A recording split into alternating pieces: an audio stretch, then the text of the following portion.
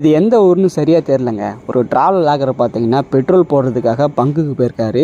அப்போ அவரோட ஹெல்மெட்டில் அந்த ஹெல்மெட் கேமரா ஒன்று மாட்டிருப்பாங்க பார்த்தீங்களா, அந்த டிடிஎஃப் வாசன் இவங்கெல்லாம் பார்த்தீங்கன்னா மாட்டியிருப்பாங்க ஹெல்மெட்டில். ஸோ அந்த மாதிரி ஒரு ஹெல்மெட் கேமரா மாட்டியிருக்காரு. அந்த டைமில் அவருக்கு பெட்ரோல் போடுறதுக்கு ஒரு பையன் வரான். அந்த பையன் பார்க்குறதுக்கு ரொம்பவே ஏழ்மையான குடும்பம் போல். அவன் வந்து ஆச்சரியப்பட்டு, இது என்னென்ன ஹெல்மெட் நான் மாட்டியிருக்கீங்க, அது எவ்வளோ ரேட்டு அப்படின்னு கேட்டிருக்கான். ஸோ அதுக்கு அந்த ட்ராவல் விளாகர் என்ன சொன்னார்னா, இது வந்து ஹெல்மெட் கேமரா, இதோட ரேட்டு வந்து 40,000 அப்படின்னு சொல்லியிருக்காரு. ஆக்சுவலி அந்த கேமராலாம் ரொம்பவே காஸ்ட்லியானது, குவாலிட்டியாக இருக்கும். நம்ம A2T வீடியோவில் கூட பார்த்தீங்கன்னா இந்த மாதிரி திக்கும் வச்சுருப்பார். 40,000 அந்த மாதிரி கூடவே இருக்கும்.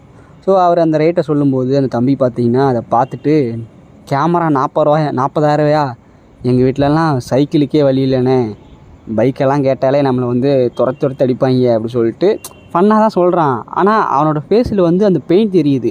அந்த வீடியோ பார்த்த நமக்கே பார்த்திங்கன்னா ஒரு மாதிரி ஃபீல் ஆகுது. என்னடா, நம்மளும் ஒரு காலத்தில் அப்படி தான் இருந்தோம். பட்டு அந்த பையனோட பெயின் வந்து அதோட ஃபேஸில் தெரியுது. அந்த வீடியோ நீங்களே பாருங்கள். போதுமா எவ்வளோ அந்த கேமரா? 46,000. எவ்வளோ? 46.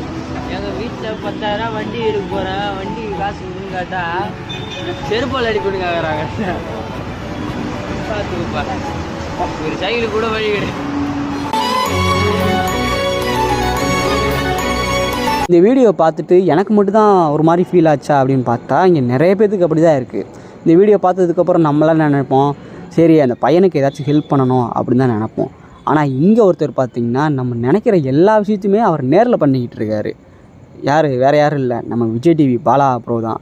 அவர் வந்து இந்த வீடியோ பார்த்துட்டு டேரெக்டாக அந்த பெட்ரோல் பங்க்குக்கு போய் அந்த பையன்கிட்ட சாவியை கொடுத்துருக்காரு, பைக்கோட சாவியை. அவன் ஒன்றும் தெரியாமல் முழிச்சிருக்கேன், என்னென்ன பைக்கு சாவியெல்லாம் கொடுக்குறீங்க, உங்களை பார்த்ததே பெரிய விஷயம் அப்படின்னு சொல்லிட்டு. பட்டு சாவியை பார்த்ததுக்கப்புறம் தான் தெரியுது, அவர் வந்து அந்த பையனுக்கு ஒரு புது பைக் வாங்கி கொடுத்துருக்காரு. மாலையெல்லாம் போட்டு அப்படியே புதுசாக இருக்குது.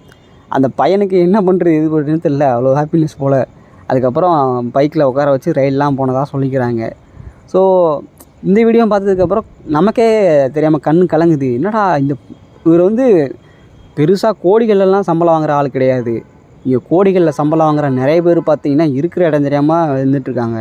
அவங்க படம் ரிலீஸ் ஆகிற மட்டும் என் மேடையில் வந்து பேசுகிறது, என் மூவி வருது சப்போர்ட் பண்ணுங்கள் அப்படி இப்படின்னு ஏதாச்சும் பேசுகிறது, இந்த மாதிரி தான் பண்ணிகிட்ருப்பாங்க. நமக்கு ஒன்றுமே பண்ண மாட்டாங்க. ஆனால் நம்ம விஜய் டிவி பாலா பார்த்திங்கன்னா அவ்வளோலாம் சம்பளம் வாங்க மாட்டார். அவர் கஷ்டப்பட்டு நிறைய ஷோ பண்ணுறாரு, நிறைய இதில் போயிட்டு காசு சம்பாதிச்சு வச்சதை. ஸோ நம்மளை அஸ் எ காமன் மேன் நமக்கு இப்படி தோணுது. இந்த வீடியோ பார்த்ததுக்கப்புறம், அந்த பையன் பேசின வீடியோ பார்த்ததுக்கப்புறம் அவனுக்கு ஏதாச்சும் ஹெல்ப் பண்ணணும்னு தோணுச்சு.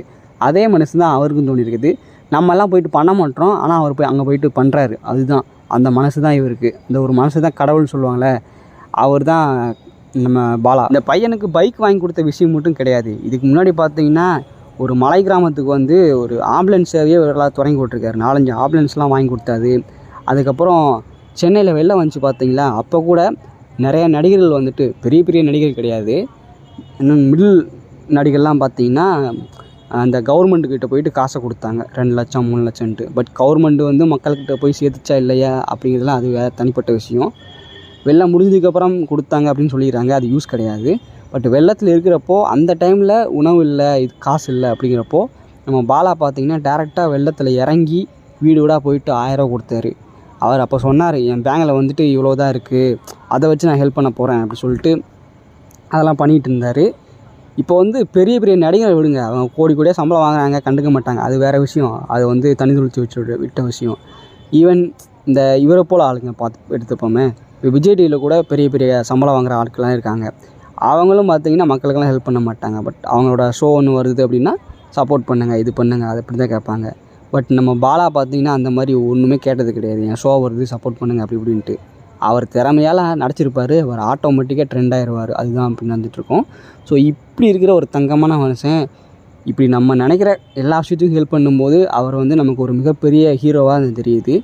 ஸோ நம்ம வயசு பையன் இவ்வளோலாம் ஹெல்ப் பண்ணுறான் அப்படிங்கிறத பார்க்கும்போது நமக்கு ரொம்ப பெருமையாக இருக்குது. நம்மளால் ஹெல்ப் பண்ண முடியலனாலும் அவருக்கு நம்ம சப்போர்ட் பண்ணி தான் ஆகணும். அந்த மாதிரி இருக்கார். இந்த வீடியோ பார்த்ததுக்கப்புறம் இதை ஷேர் பண்ணணும்னு தோணுச்சு, அதனால தான் பேசியிருக்கேன்.